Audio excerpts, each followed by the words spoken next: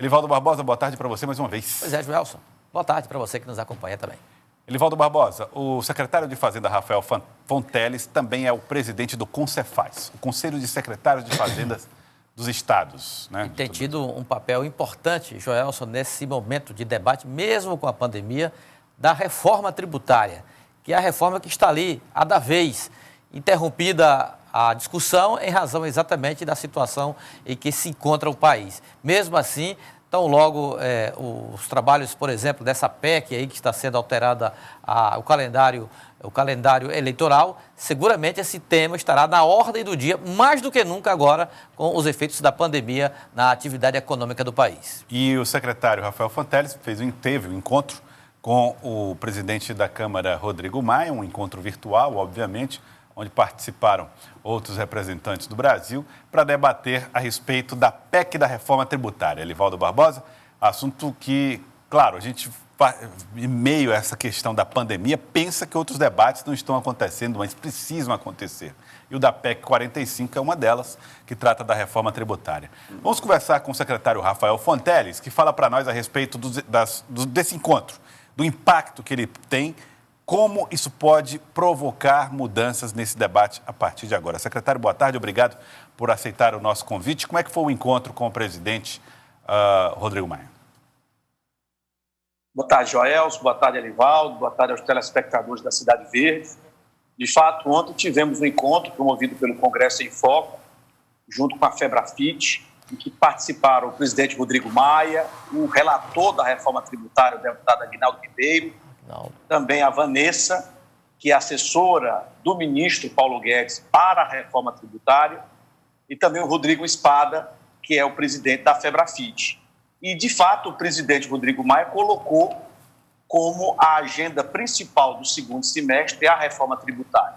Como você bem colocou, ainda está sendo discutida essa questão do calendário eleitoral, mas a reforma principal que será colocada para andar no Congresso Nacional é a reforma tributária. E nós, do CONCEFAZ, consideramos a reforma principal do Estado brasileiro, a que mais tem condição de contribuir para a melhoria do ambiente de negócio, para o crescimento econômico do país e também para combater desigualdades que o nosso Estado brasileiro tem, tanto entre regiões como também entre as classes sociais. De fato, o sistema tributário brasileiro ele contribui pouco para a redução das desigualdades. Na verdade, ele até amplifica, sob certo modo, diferente de outros países do mundo, em que o sistema tributário exerce o papel de justiça social. Então, a reforma tributária ela é importantíssima nesse momento e que bom que o parlamento está empolgado, né, com essa reforma.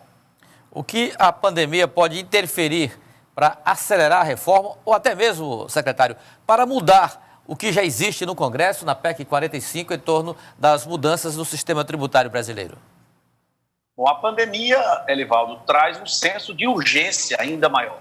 É bem verdade que esse debate da reforma tributária já acontece há mais de 30 anos. E sempre se nadou e morreu na praia.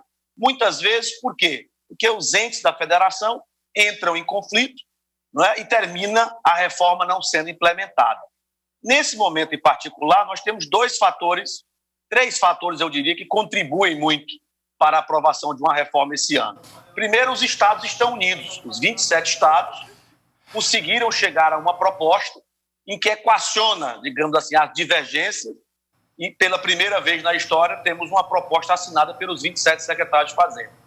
Segundo, porque o governo federal atual, desde a sua campanha, colocou mais Brasil, menos Brasília, ou seja, a União está disposta, né, a descentralizar recursos, que era outro ponto da equação que não fechava. E, por fim, você tem a pandemia, que agravou a situação econômica, consequentemente, as reformas passam a ser mais urgentes para que o crescimento econômico do Brasil possa ser destravado, finalmente, para fazer frente a uma enorme dívida do Estado brasileiro, que já era grande antes da pandemia e agora está maior ainda. Então, para ela ser sustentável, porque o problema não é só o tamanho da dívida, é se ela é sustentável ou não. Por exemplo, países como o Japão e os Estados Unidos têm uma dívida proporcionalmente ao PIB deles maior do que a brasileira. Porém, como há uma perspectiva de saldar esses compromissos da dívida, é considerado uma situação normal.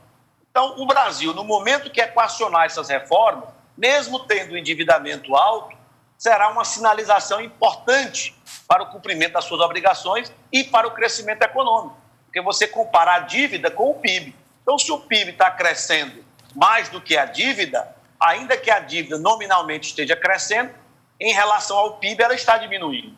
Então, a reforma tributária é essa reforma principal que nós temos que vencer essas divergências que sempre aconteceram para finalmente ter um texto que possa ser aprovado, que será conduzido pelo relator, o deputado Aguinaldo Ribeiro. Agora, secretário Rafael Fonteles, desse material, desse texto produzido pela Secretaria de Fazenda, com consenso, como o senhor mesmo colocou, qual é o ponto que o senhor destaca como fundamental para o Estado do Piauí? Qual é o ponto que o senhor diz, esse aqui é para mudar a nossa realidade? Bom, para o Estado do Piauí, sem dúvida, é o Fundo de Desenvolvimento Regional. Sem dúvida, esse fundo é o que vai possibilitar cumprir um princípio da Constituição, que é combater as desigualdades regionais, desenvolver os lugares menos desenvolvidos. Então, somente com esse Fundo de Desenvolvimento Regional será possível trazer, desenvolvimento econômico e industrialização para regiões, não só do Piauí, mas outras também menos desenvolvidas em nosso país. Então, é muito importante, esse ponto. Outro ponto que é importante para todos os estados é que os estados, no comitê gestor desse tributo, possa ter uma gestão predominante, serem protagonistas no comitê gestor. Haja vista que os impostos sobre consumo, eles realmente são mais importantes na base de arrecadação dos estados do que da União. E, por fim, um terceiro ponto que é muito importante é colocar mais progressividade no sistema tributário, ou seja, quem ganha mais paga mais e quem ganha menos paga menos. A nossa proposta prevê a devolução personalizada do tributo, de acordo com a faixa de renda da pessoa. Então, isso vai possibilitar que as pessoas mais pobres paguem menos imposto, portanto, consumam mais, uma fatia maior ainda do seu salário, que normalmente é todo dedicado ao consumo, e contribua mais ainda para o crescimento econômico. E se faz também justiça fiscal, justiça social. Secretário, o senhor também integra a equipe do governo, que é, digamos assim, a linha de frente dos entendimentos, no planejamento para o retorno às atividades econômicas, para a reabertura da economia do Estado, agora nesse pós-pandemia, digamos assim. O governo recua, mas intensifica os protocolos. O senhor vislumbra aí um horizonte para a reabertura nessa realidade que vivemos hoje aqui no Estado? A realidade, Elivaldo, veja o que está acontecendo em algumas cidades, ou estados que há 30 dias atrás estavam sendo colocados como exemplos, de que estavam tendo poucos casos e que estavam liberando a atividade econômica mais facilmente. Todas falando agora em fazer um lockdown, fechar novamente, recuar nas aberturas que fizeram. Posso citar o exemplo de Minas Gerais, li hoje matéria sobre Porto Alegre, sobre Florianópolis, sobre Curitiba. Então, realmente é aquilo que eu já disse várias vezes aqui mesmo na Cidade Verde. O importante para a economia é reabrir sem ter que fechar de novo. Isso é o pior sinal que se pode dar em termos econômicos. Então, realmente, o governador Wellington Dias e o prefeito de Teresina e das principais cidades do estado do Piauí, ou da maioria delas, têm tomado esse cuidado, de reabrir quando tiver segurança para não ter que recuar, como está acontecendo nessas cidades que outrora eram exemplo. Então, a gente entende perfeitamente a angústia do setor produtivo. Eu, particularmente, como empresário, sinto os efeitos disso, obviamente, mas é pior ainda você abrir e ter que recuar depois. Eu acho que está muito próximo. A gente está perto de viver momentos em que tenhamos a redução das internações e a redução de óbitos para que a população tenha segurança. O número de leitos já triplicou destinados à Covid. No começo de abril, nós tínhamos menos de 150 leitos. Ontem eu vi o relatório da Secretaria de Saúde, chegou a 480 leitos com respiradores. Então, mais do que triplicou, deve chegar a mais de 500 com outros leitos que estão sendo feitos pelo Estado e pelas prefeituras. E aí sim, teremos a segurança para reabrir. Enquanto isso, o que nós temos que fazer?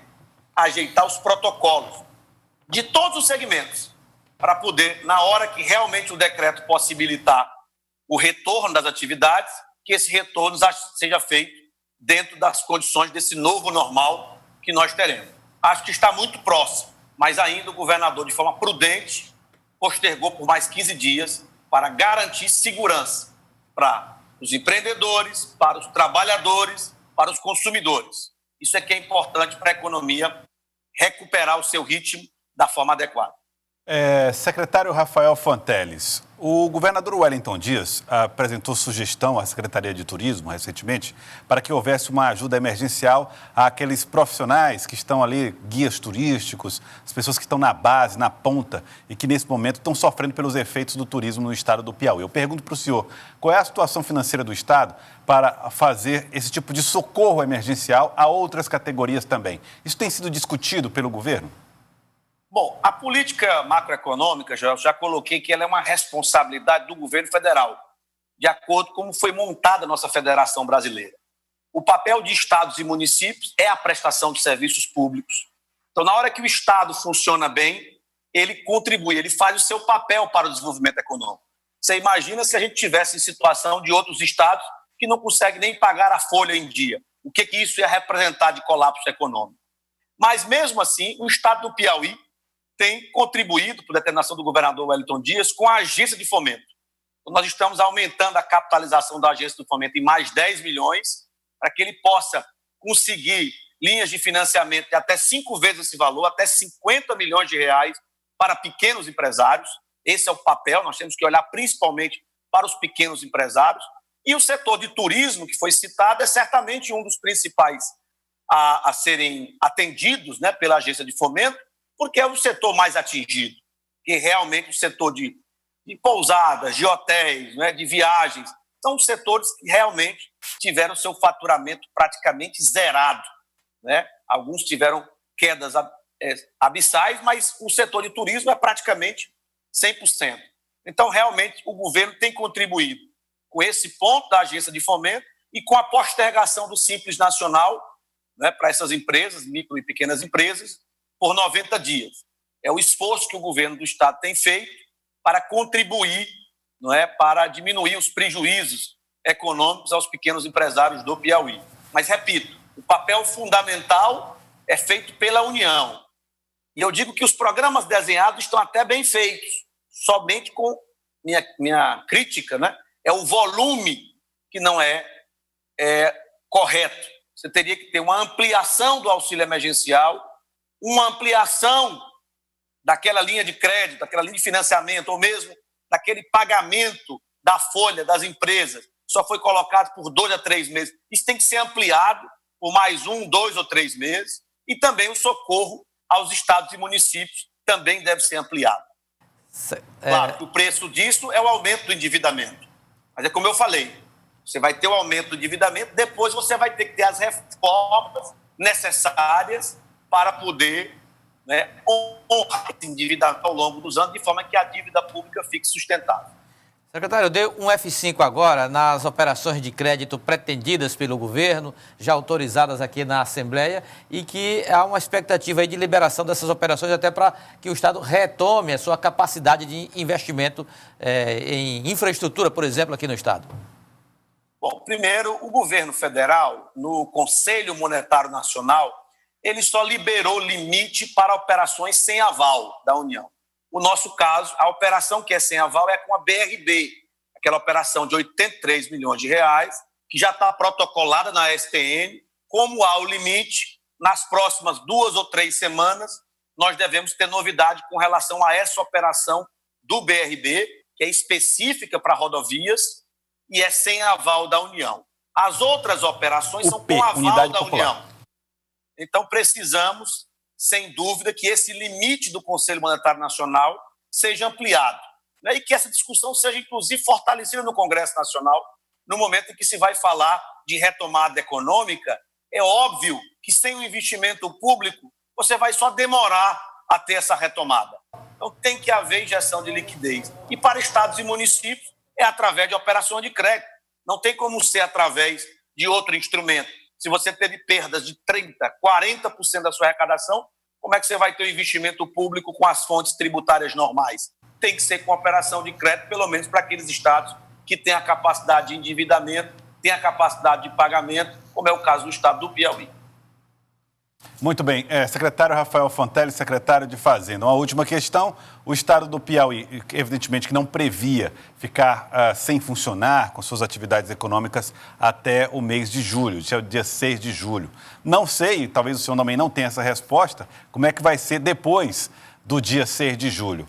Mas como é que fica a situação financeira do estado, considerando que nós teremos também um segundo semestre de recessão? Como é que o senhor está olhando com um radar, vamos dizer assim, para o futuro do estado do Piauí, no que diz respeito ao controle das suas contas, pagamento dos servidores, pagamento das despesas? Bom, graças ao esforço que nós fizemos do contingenciamento de recursos, daquilo que não é essencial, combinada com essa luta dos estados, do Fórum dos Governadores, do Concefaz, por esses auxílios que já foram aprovados, eu posso afirmar com toda certeza que as despesas obrigatórias do estado do Piauí estão garantidas.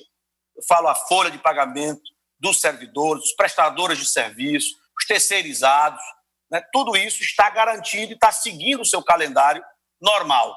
Esse é o papel principal na gestão financeira do estado do Piauí, garantir essa normalidade. Só que nós precisamos de recursos adicionais para, primeiro, fazer frente a essas despesas crescentes na área da saúde.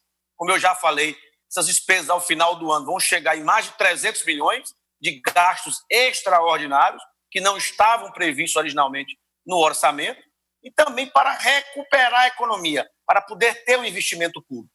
Então, hoje, o nosso desafio é esse: garantir os investimentos na área da saúde e na área da infraestrutura para essa retomada econômica que vai vir no pós-pandemia, quando realmente a situação se normalizar ou pelo menos ficar nesse novo normal.